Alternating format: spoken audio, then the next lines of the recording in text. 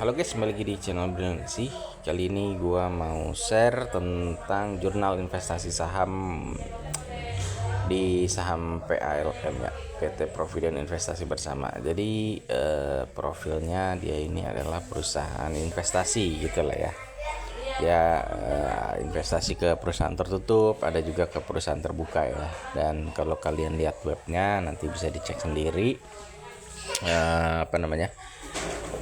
Ada 3 perusahaan besar yang dia pegang gitu, yang ditampilkan lah di website tersebut. Yang pertama itu ada MBMA, yang kedua ada MDKA, dan yang ketiga ada MMLP ya.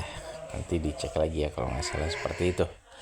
Nah, ada kejadian uniknya adalah di tahun 2025 kemarin dia menjual saham MMLP-nya gitu. Makanya kalau kalian cek lagi di key statistiknya ya, itu profitnya lumayan besar tuh.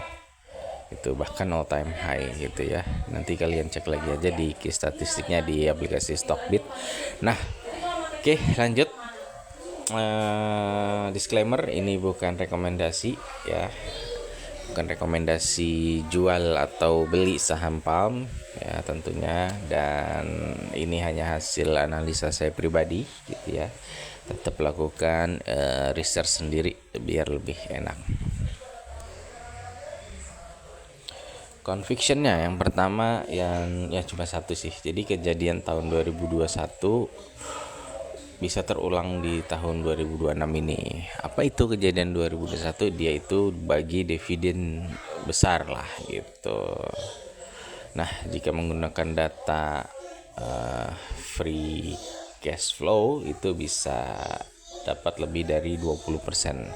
Jika semua free cash flow-nya dicairkan ya atau dibagikan untuk dividen seperti itu. Oke, jadi conviction gua, keyakinan gua di 2026 ini dia bagi dividen gitu. Tapi itu keyakinan gue ya, menurut keyakinan saya kalau kata Panji. Jadi bisa jadi terjadi, bisa juga nggak terjadi gitu. Namanya juga keyakinan gitu ya. Oke, kenapa gue berpikiran seperti itu? Karena gue juga punya apa ya? Gue menjalankan semacam patungan lah sama keluarga gue gitu ya. Kita patungan, terus dananya gue kelola, gue investasiin gitu ya. Di tahun pertama masih rugi, tahun kedua itu udah mulai profit. Nah, di tahun ketiga baru kayaknya kita apa namanya, kita adain RUPS-an lah gitu. Nah, akhirnya begitu tahun ketiga ada RUPS, kita kesepakatin dari keuntungan itu, nah 50%-nya kita bagiin buat dividen gitu. Jadi ya alhamdulillah lah, setelah tahun ketiga tuh apa yang gue investasiin tuh berkembang dan ada hasilnya gitu ya, seperti itu. Nah, ini juga mungkin gue akan berpikiran seperti itu ya. Kenapa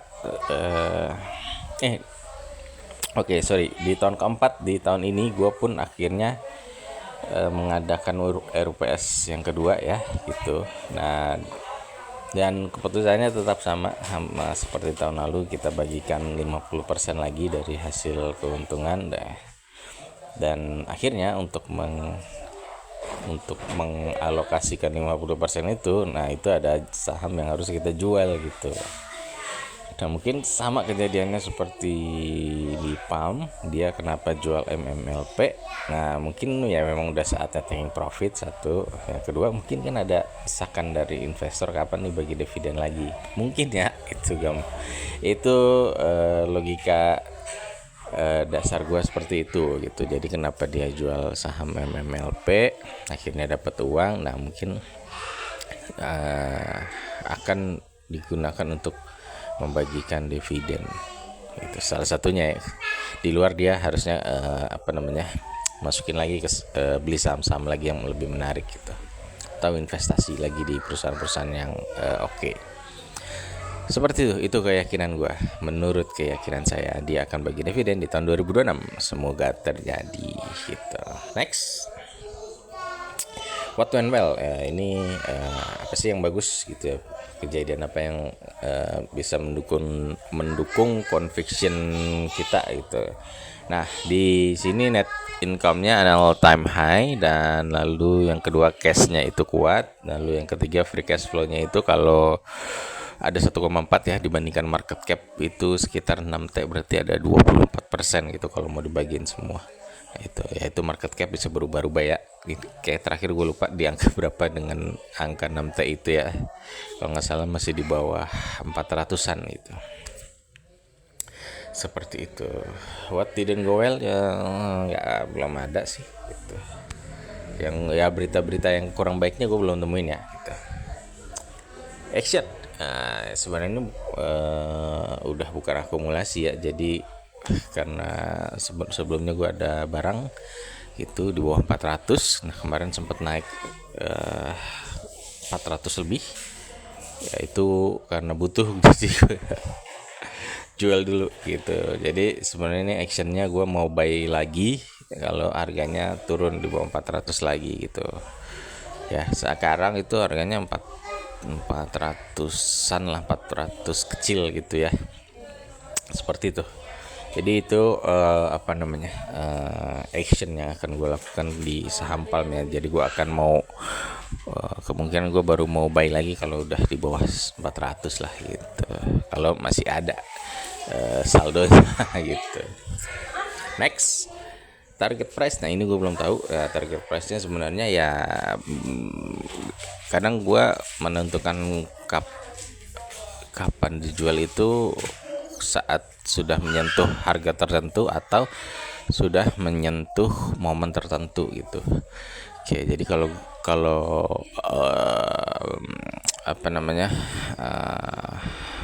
strategi gua kemungkinan gua akan menerapkan reverse dividend trap gitu. Jadi gua akan masuk sebelum dia bagi dividen, nanti saat cum det kemungkinan akan gua jual gitu. Jadi gua nggak terlalu mengharapkan dividennya gitu ya. Ya semoga gua nggak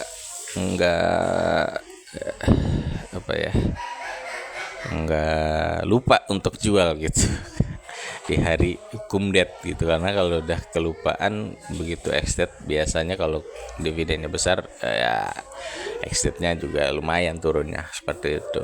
Justru kita habis jual di cum det, nah itu kita bisa masuk lagi sebenarnya di exit untuk melakukan dividen trap di tahun berikutnya. Tapi kan belum tentu tahun depan dia cuan lagi seperti tahun 2025 ya, karena di tahun 2026 bisa jadi dia nggak ada saham yang dijual, akhirnya nggak ada net income yang dihasilkan gitu ya.